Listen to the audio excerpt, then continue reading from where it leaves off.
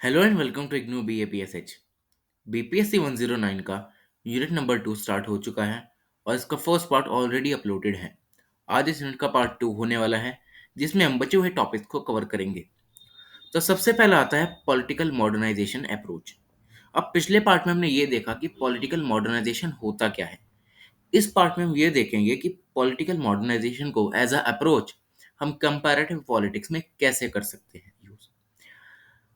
तो जो मॉडर्नाइजेशन की अप्रोच है कंपैरेटिव पॉलिटिक्स में, वो हम 19th सेंचुरी यूरोप से इसके कुछ ट्रेसेस ले सकते हैं, जिसमें जो फ्रेंच फिलोसफर्स और फाउंडर्स होते हैं मॉडर्न सोसाइटी के, जैसे कि ऑगस्ट कॉम्टे, एमाइल दरखाइम, और जो ब्रिटिश फिलोसफर्स होते हैं जैसे कि Herbert Spencer, Max Weber, Karl Marx, ये डिफरेंट डिफरेंट एक्सप्लेनेशन देते हैं कि कैसे एक सोसाइटी प्री इंडस्ट्रियल सोसाइटी से, मतलब एग्रीगेरियन सोसाइटी से, कैसे एक इंडस्ट्रियल सोसाइटी में ट्रांसफॉर्म होती है।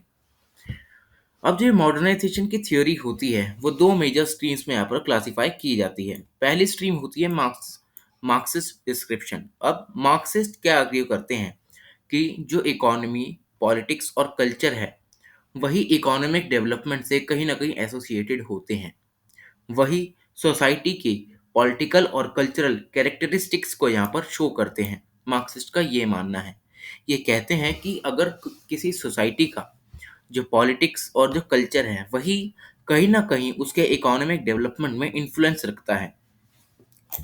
सेकंड वर्जन जो माना जाता है वो होता है वेबरेरियन वर्जन।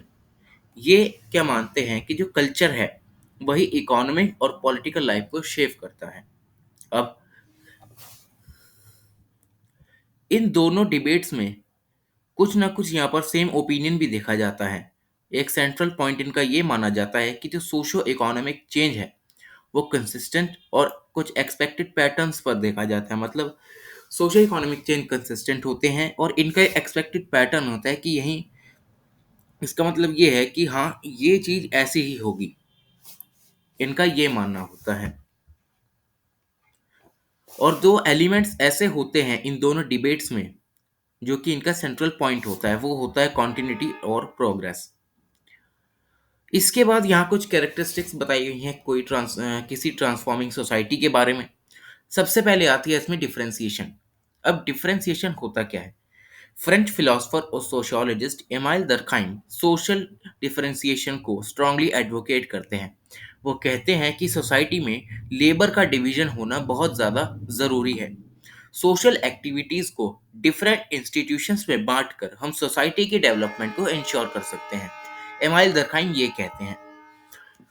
फिर वो कहते हैं कि जो ट्रेडिशनल सोसाइटीज़ होती हैं उसमें जो फैमिली होती है उसका मेन रोल होता है, वही फैमिली आगे जाकर सोसाइटी में अपना कंट्रीब्यूशन देती है।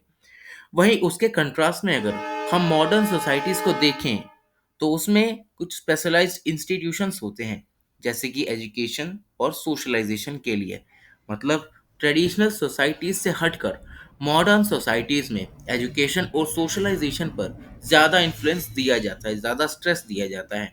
जहाँ पर जो फैमिली का रोल होता है बहुत ही रेस्ट्रिक्टेड होता है, यहाँ पर फैमिली का इन्फ्लुएंस नहीं होता। इसमें जो नए इंस्टीट्यूशंस होते हैं एजुकेशन और सोशलाइजेशन के लिए, यहाँ पर वो अपने रोल्स को प्ले करते हैं, जिससे जो मॉडर्न सोसाइटी है वो आगे फर्दर डेवलप होती है। आगे आता है सेक्युलराइजेशन। अब सोसाइटीज जो होती हैं वो सेक्युलर कैसे बनती हैं? वो बनती हैं रेशनलाइजेशन से। अब जो सोसाइटीज होती हैं वो सेक्युलराइजेशन की वजह से रेशनलाइज बनती हैं। अब इसी सेक्युलर होने की वजह से कोई इंडिविजुअल ये डिफरेंशिएट कर पाता है कि कौन, कि क्या चीज़ सेक्रेड है और कोई चीज़ सेक्रेड नहीं है। इसका मतलब जो यह चीज़ ज़रूरी है और कोई चीज़ ज़रूरी नहीं है, इंडिविजुअल इसमें डिफरेंशिएट कर पाता है। इससे जो मैक्स वेबर हैं, एक जर्मन सोशियोलॉजिस्ट, वो मानते हैं कि मॉडर्नाइजेशन थियरी सोशल एक्शन पे बेस्ड होती है। सोशल एक्शन डिस्टिंग्विश कर सकते हैं कि जो एक्शन हम किसी रीज़न की वजह से करते हैं या कोई ऐसा एक्शन हम करते हैं जो कोई हैबिट या इमोशन की वजह से आ रहा होता है। मैक्स वेबर का ये मानना है। अब जो पॉलिटिकल मॉडर्नाइजेशन है वो किस किस इंस्टीट्यूशन से एसोसिएटेड है? अब जो पॉलिटिकल मॉडर्नाइजेशन है वो मॉडर्न इंस्टीट्यूशन से एसोसिएटेड माना जाता है, जो कि डेवलपमेंट जो होती है ह्यूमन नॉलेज की, उसमें अपना कंट्रीब्यूशन देते हैं। क्योंकि मॉडर्न सोसाइटीज़ में स्पेसिफिक रूल्स होते हैं हर किसी के लिए, वही ट्रेडिशनल सोसाइटीज़ में इनका इन्फ्लुएंस नहीं रहता। तो इसीलिए मॉडर्न सोसाइटीज़ में ये लोग मानते हैं कि ह्यूमन की डेवलपमेंट ज़्यादा अच्छे से होती है। आगे आता है कल्चरल मॉडर्नाइजेशन। अब रेशनलाइजेशन और सेक्युलराइजेशन चेंज लाते हैं कल्चरल मॉडर्नाइजेशन में। अब जैसे जैसे जो सोसाइटी है वो सेक्युलर होगी, रेशनलाइज होगी, तो उसके डायनामिक्स भी चेंज होंगे। वो सोसाइटी सोचती कैसे है अपने पॉलिटिकल सिस्टम के लिए, उसमें चेंज आएगा, उसके कल्चर में भी चेंज आएगा, ये इसमें बताया गया है। अब ये रिकॉग्नाइज करते हैं टेलकट पार्सन्स। टेलकट पार्सन्स अपने पैटर्न्स वेरिएबल्स में इनको डिस्क्राइब करते हैं। ये एसोसिएटेड होते हैं वैल्यूज से, जो कि जो लोग होते हैं किसी सोसाइटी के, वो अपनी सोसाइटी के लिए क्या क्या जजमेंट रखते हैं, वो यहाँ पर बताया जाता है। Social changes helps to understand the dynamics of territorial communities, social organisations, family and occupations. अब इनका ये मानना होता है कि जो सोशल चेंजेस होते हैं, इनसे हम जो टेरिटोरियल कम्युनिटीज़ हैं, जो सोशल ऑर्गेनाइजेशंस हैं, फैमिली है, ऑक्यूपेशंस है, इसमें क्या-क्या चेंजेस आ रहे हैं रेशनलाइजेशन और सेक्युलराइजेशन की वजह से, ये यहाँ पर स्टडी किया जाता है। और पार्सन से आर्ग्यू करते हैं कि जो मॉडर्न सोसाइटीज़ हैं, वो यूनिवर्सलिज्म को रिप्रेजेंट करती हैं। अब यूनिवर्सलिज्म का ये मतलब है कि मॉडर्न सोसाइटी को जब आगे कुछ ऑपरेट करना हो तो वो यूनिवर्सल एक क्राइटेरिया सेट करती है, जहाँ पर जो सोशल रिलेशनशिप्स है इनको यहाँ पर डिस्करेज किया जाता है, इनको यहाँ पर एनकरेज नहीं किया जाता। यहाँ पर कोई यूनिवर्सल क्राइटेरिया सेट किया जाता है जिसके अंदर जो इंडिविजुअल्स है उसको अच्छे से रिक्रूट किया जाता है। पार्सन्स ये कॉन्ट्रास्ट करते हैं कि जो स्टेटस होता है उसे अचीव स्टेटस माना जाना चाहिए। मतलब अचीव स्टेटस का ये मतलब है जब कोई इंडिविजुअल किसी क्वालिटीज़ को एक्वायर कर लेता है, जैसे कि को कोई इंडिविजुअल पढ़ाई में अच्छा है तो उसके पास अच्छी एजुकेशनल क्वालिफिकेशंस होगी, तो पार्सन्स का ये मानना है इसको ऐसे स्टेटस में ही लाना चाहिए, ना कि किसी सोसाइटी के अंदर जहाँ पर जो हायरार्की होती है एक सोसाइटी में, वहाँ पर जो इंडिविजुअल का रिक्रूटमेंट है वो वहाँ पर किया जाए। ट्रेडिशनल सोसाइटीज़ में जो इंडिविजुअल्स होते हैं वो इनहेरिटेंस के बेसिस पर अपना स्टेटस गेन करते हैं, ना कि किसी एजुकेशनल क्वालिफिकेशन या अदर किसी क्वालिफिकेशंस के बेसिस पर। अब ट्रेडिशनल सोसाइटीज़ में कोई पर्सन ऑफिस को ऑक्यूपाई करता है बिना किसी क्वालिफिकेशंस के, वहाँ पर हाइड्रेटरी प्रिंसिपल चलता है। जबकि जो मॉडर्न सोसाइटीज़ होती हैं वहाँ पर जो ब्यूरोक्रेट्स होते हैं उनको एजुकेशनल क्वालिफिकेशंस और उनकी मेरिट के बेस पर अपॉइंट किया जाता है। तो पार्सन ये डिफ्रेंशिएट करते हैं कि ट्रेडिशनल सोसाइटीज़ में कैसे इनहेरिटेंस के बेसिस पर इंडिविजुअल्स का यहाँ पर अपॉइंटमेंट होता है, और वो मानते हैं कि इन सभी रिक्रूटमेंट या अपॉइंटमेंट से जो सोसाइटी है वो हमेशा बैकफुट पर रहती है। वहीं अगर कोई सोसाइटी मॉडर्न सोसाइटी बनना चाहे तो उसे कुछ क्वालिफिकेशंस मतलब यूनिवर्सलिज्म को यहाँ पर प्रमोट करना चाहिए, जिसमें जो यूनिवर्सल क्राइटेरिया है उसके बेसिस पर इंडिविजुअल्स का अपॉइंटमेंट हो। लास्ट में वो कंट्रास्ट करते हैं डिफ्यूजिवनेस विद स्पेसिफिसिटी। अब जो डिफ्यूजिवनेस होती है वो एक कॉम्प्लेक्स वेब क्रिएट करती है इंटरकनेक्शंस का। डिफ्यूजिवनेस का मतलब कोई एक इंडिविजुअल सोसाइटी में बहुत सारे काम अकेले करता है, वो होता है डिफ्यूजिवनेस। इससे जो सिस्टम होता है उसमें जो रिलेशंस होते हैं वो और ज़्यादा गहरे होते हैं एम्प्लॉयर और एम्प्लॉय के बीच में, क्योंकि इंडिविजुअल्स यहाँ पर मल्टीपल रोल्स को प्ले करता है इन मॉडर्न सोसाइटीज़ में। जबकि ट्रेडिशनल सोसाइटीज़ में क्या होता है, एक इंडिविजुअल कोई अलग काम कर रहा है, वही दूसरा इंडिविजुअल कोई अलग काम कर रहा है। वहाँ यहाँ पर मल्टीटास्किंग का जो कंसेप्ट होता है ट्रेडिशनल सोसाइटीज़ में वो यहाँ पर नहीं देखा जाता। Diffuse relations enable the individual to play multiple tasks in society. These variables indicate the transition and progress of modern society. इन सभी इंडिकेटर से ये माना जाता है कि एक सोसाइटी प्रोग्रेस कर रही है और उसका ट्रांजिशन हो रहा है ट्रेडिशनल से मॉडर्न के लिए। These developments has play a vital role in the development of political modernization, और यही कुछ ऐसी डेवलपमेंट्स होती हैं जिसकी वजह से जो पॉलिटिकल मॉडर्नाइजेशन की अप्रोच है उसमें डेवलपमेंट होता है। लास्ट कैरेक्टरिस्टिक्स आती है ट्रेडिशन टू मॉडर्निटी की। अब 18th और 19th सेंचुरी में जब पॉलिटिकल मॉडर्नाइजेशन थी उसे एसोसिएट किया जाता था नेशनल स्टेट और इंडस्ट्रियलाइजेशन से। मतलब अगर किसी नेशन में इंडस्ट्रियलाइजेशन ज़्यादा है, इंडस्ट्रीज ज़्यादा हैं, तो उसको वहाँ पर डेवलप्ड माना जाएगा। पर 20th सेंचुरी के लेटर हाफ में पॉलिटिकल मॉडर्नाइजेशन को ऐसा माना जाने लगा जिसमें जो ट्रेडिशनल सोसाइटी है या जो फ्यूडल सोसाइटी है वो मॉडर्न डेमोक्रेटिक सिस्टम्स या सेमी फ्यूडल पॉलिटिकल सिस्टम में ट्रांजिस्ट कर रही है। Political modernization describes the political system in terms of changes in social, economic and cultural aspects. अब इसमें जब पॉलिटिकल मॉडर्नाइजेशन की जैसे ही यहाँ पर डेफिनेशन चेंज होती है तो यहाँ पर पॉलिटिकल सिस्टम्स की भी डेफिनेशन चेंज हो जाती है, जिसमें जो पॉलिटिकल सिस्टम्स होते हैं उनमें चेंज की क्या बात करी जाती है। अगर किसी पॉलिटिकल सिस्टम में सोशल, इकोनॉमिक और कल्चरल एस्पेक्ट्स में चेंज आता है तो वो पॉलिटिकल सिस्टम पॉलिटिकली मॉडर्नाइज्ड माना जाता है। जबकि पहले यहाँ पर फ्यूडलिज्म चलता था जहाँ पर जो एक लैंडलॉर्ड है वो कुछ लोगों से अपना काम करवाता था, प्रॉफिट खुद रखता था, उनको डेली बेसिस पर कम वेज रखता था। आगे आता है एक कोरिलेशन पॉलिटिकल और इकोनॉमिक फैक्टर्स के बीच में। अब इसमें क्या होता है कि जो कंट्रीज होती हैं वो प्रोग्रेस करती हैं और मॉडर्नाइज करती हैं इकोनॉमिकली। इससे क्या होता है कि जो एग्रेरियन जो एग्रीकल्चर बेस्ड इकोनॉमी होती है वो धीरे धीरे इंडस्ट्रियलाइज्ड इकोनॉमी की तरफ बढ़ने लगती है, जो कि रिजल्ट करता है मीडिया के बेटर एक्सेस में। इंफॉर्मेशन और एजुकेशन की यहाँ पर एमरजेंस होती है लार्ज स्केल पर, और इससे क्या होता है कि जो मिडिल क्लास होता है वो ज़्यादा से ज़्यादा अब एक्टिव पार्टिसिपेट करने लगता है डिसीजन मेकिंग प्रोसेस में।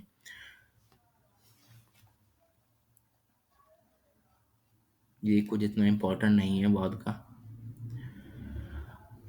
अब आता है critique of political modernisation approach. अब 1960s में जो ये अप्रोच होती है पॉलिटिकल मॉडर्नाइजेशन अप्रोच, इसको कंपैरेटिव पॉलिटिक्स में चैलेंज किया जाता है। ये माना जाता है कि जो पॉलिटिकल मॉडर्नाइजेशन अप्रोच है ये एथनोसेंट्रिक है। मतलब किसी एक पर्टिकुलर एथनिक ग्रुप की ये स्टडी करती है या उनके कुछ डिफरेंसेस को आइडेंटिफाई करती है, और इससे क्या होता है कि जो पॉलिटिकल और इकोनॉमिक डेवलपमेंट होता है यहाँ पर नहीं देखा जाता। सबसे पहला क्रिटिक आता है इसका डिपेंडेंसी थ्योरी। अब डिपेंडेंसी थ्योरी ये क्रिटिसाइज करती है कि जो इकोनॉमिक डेवलपमेंट होता है उससे जो सोशल मोबिलाइजेशन और डेमोक्रेटिक पॉलिटिकल सिस्टम्स होते हैं ये इनको प्रोमोट नहीं करते।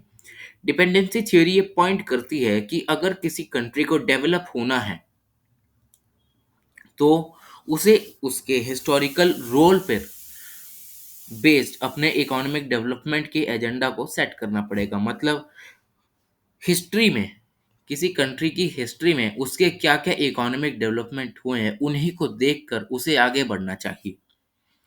अदर वर्ड्स में देखें तो ये लोग मानते हैं कि जो स्टेबल इकोनॉमिक ग्रोथ है वो तभी पॉसिबल हो सकती है जब कंट्रीज दूसरी कंट्रीज पर डिपेंडेंट ना हो। आंद्रे फ्रैंक ने जब लैटिन अमेरिकन कंट्रीज का स्टडी किया तो उन्होंने ये देखा कि जो ये कंट्रीज होती हैं जो दूसरों पर डिपेंडेंट होती हैं वो इकोनॉमिक अंडर डेवलपमेंट की एक ऐसी साइकिल में ट्रैप हो जाती हैं जिसकी वजह से ये कंट्रीज पहले तो अंडर डेवलप होती हैं उससे और नीचे ये गिर जाती हैं, बल्कि जो इंडस्ट्रियलाइज कंट्रीज होती हैं वो और ज़्यादा रिच बन जाती हैं।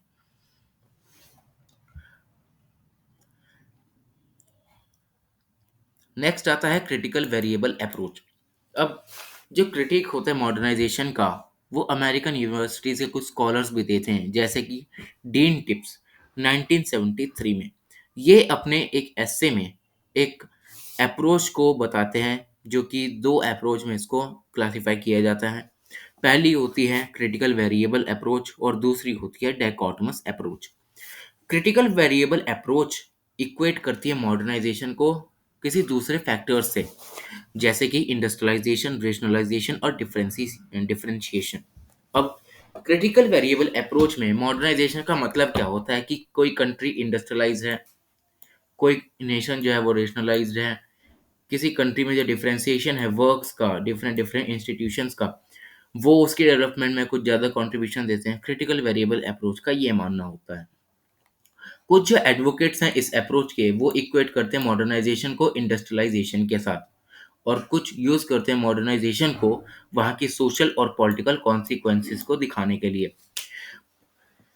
इसका सिंपल मीनिंग हम देखें तो क्रिटिकल वेरिएबल अप्रोच मॉडर्नाइजेशन को मानती है कि अगर कोई कंट्री इंडस्ट्रियलाइज्ड है, कोई सोसाइटी रेशनलाइज्ड है, वहाँ पर डिफरेंशिएशन है, अलग अलग लेबर्स का, वहाँ पर डिवीजन है लेबर का, तो वो सोसाइटी जो है या वो जो कंट्री है वो डेवलप है।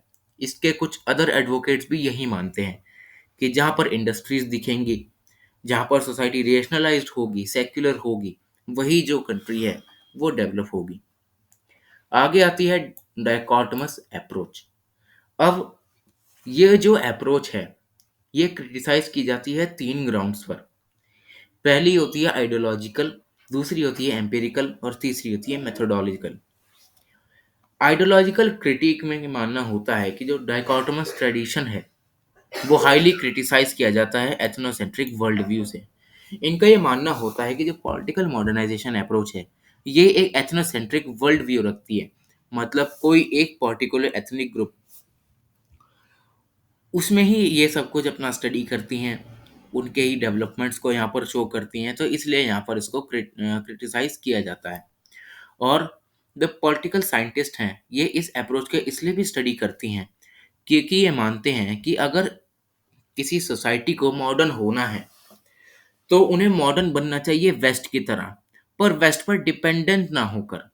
वेस्ट से डिपेंडेंस हटाकर अगर वो मॉडर्न बनती हैं तो यहाँ पर वो मॉडर्न कहलाती हैं, वरना वो दूसरे पर डिपेंडेंट होकर ही अपनी जो है वो सोसाइटी को डिस्ट्रॉय कर लेते हैं।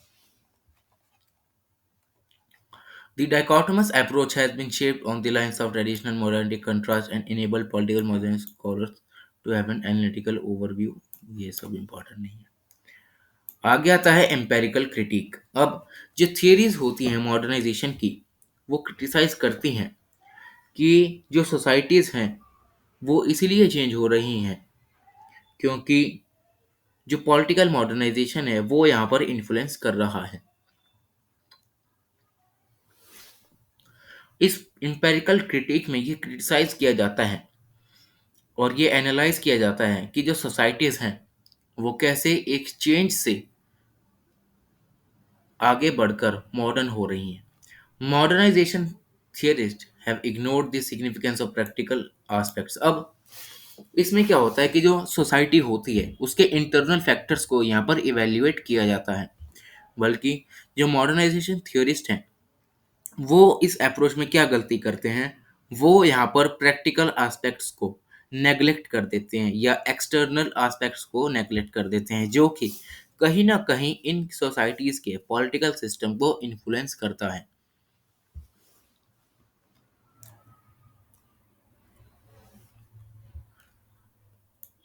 थर्ड अप्रोच आती है मेटा थियोरेटिकल क्रिटिक। अब जो फाइनल क्रिटिक होता है वो होता है मेथोडोलॉजिकल और या मेटा थियोरेटिकल। ये फोकस करता है पॉलिटिकल मॉडर्नाइजेशन अप्रोच को अच्छे से कंसेप्चुलाइज करने की। ये मानते हैं कि जो मॉडर्नाइजेशन अप्रोच है ये मल्टी फेस्ड अप्रोच है। मतलब इसमें हर एस्पेक्ट को यहाँ पर आइडेंटिफाई किया जाना चाहिए जिससे जो ह्यूमन थॉट और एक्टिविटी है उसमें चेंजेस आते हैं। पर जो मॉडर्नाइजेशन अप्रोच है उसमें ऐसा नहीं होता। वो या तो इंटरनल सोर्सेज को एवेल्युएट करेंगे या एक्सटर्नल सोर्सेज को। वो ज़्यादा डाइवर्स जो एक्टिविटीज़ होती हैं वहाँ पर वो स्टडी नहीं करती पॉलिटिकल मॉडर्नाइजेशन अप्रोच। तो मेथड थियोरेटिकल अप्रोच में यही किया जाता है। ये कहा जाता है कि जो मॉडर्नाइजेशन अप्रोच है वो कोई सिंगुलर अप्रोच नहीं है, वो यूनिटरी अप्रोच नहीं है, वो एक मल्टी फेस्ड प्रोसेस है जिसमें जो ह्यूमन थॉट और एक्टिविटीज़ हैं उनमें क्या क्या चेंजेस आ रहे हैं, पॉलिटिकल मॉडर्नाइजेशन से उसमें इसको स्टडी किया जाना चाहिए। नेक्स्ट टॉपिक आता है political order in the third world countries. अब पॉलिटिकल ऑर्डर क्या होता है इन थर्ड वर्ल्ड कंट्रीज का। सैम्यूल पी हंटिंगटन अपने एक seminal work political order in changing societies में ये कहते हैं कि जो पॉलिटिकल मॉडर्नाइजेशन अप्रोच है इसमें कुछ चैलेंजेस आ रहे हैं। ये आर्ग्यू करते हैं कि जो पॉलिटिकल डेवलपमेंट और इकोनॉमिक मॉडर्नाइजेशन है वो सेम तो हैं पर इनके प्रोसेस अलग अलग हैं। अगर किसी को स्टेबल डेमोक्रेसी चाहिए, किसी को रैपिड सोशल चेंजेस चाहिए, इकोनॉमिक डेवलपमेंट चाहिए, तो ये मानते हैं कि इससे जो पॉलिटिकल इंस्टीट्यूशंस होते हैं इनका डीके होता है, ये इरोड होने लगते हैं। This happens because social and economic changes will result in higher aspirations that political institutions are unable to meet. अब इनका क्या मानना होता है कि जैसे जैसे जो सोशल और इकोनॉमिक चेंजेस आते हैं तो लोगों की एस्पिरेशंस बढ़ने लगती हैं, लोग चाहते हैं कि अपना कोई कंट्रीब्यूशन दें, लोग अपनी मांग उठाने लगते हैं, जिसकी वजह से जो पॉलिटिकल इंस्टीट्यूशंस होते हैं वो करैप्स कर जाते हैं, या तो फिर जो पॉलिटिकल इंस्टीट्यूशंस होते हैं वो इन डिमांड्स को फुलफिल नहीं कर पाते। ये इनका मानना है। आगे आता है डेमोक्रेटाइजेशन। अब मॉडर्नाइजेशन एक कैटलिस्ट के जैसे एक्ट करती है डेमोक्रेटाइजेशन इन सोसाइटीज में।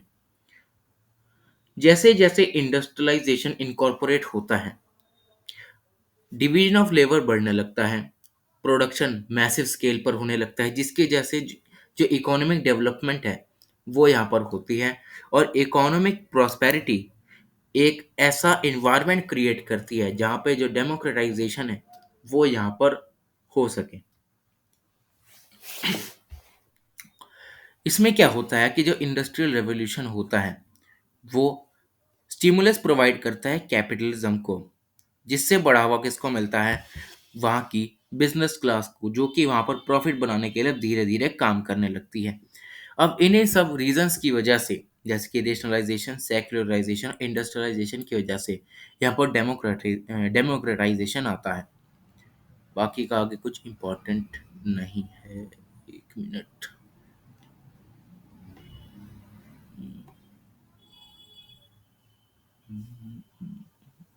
नहीं, आगे कुछ इम्पोर्टेंट नहीं है। तो ये था हमारा political modernisation, BPSC 109 unit number 2। Thank you so much.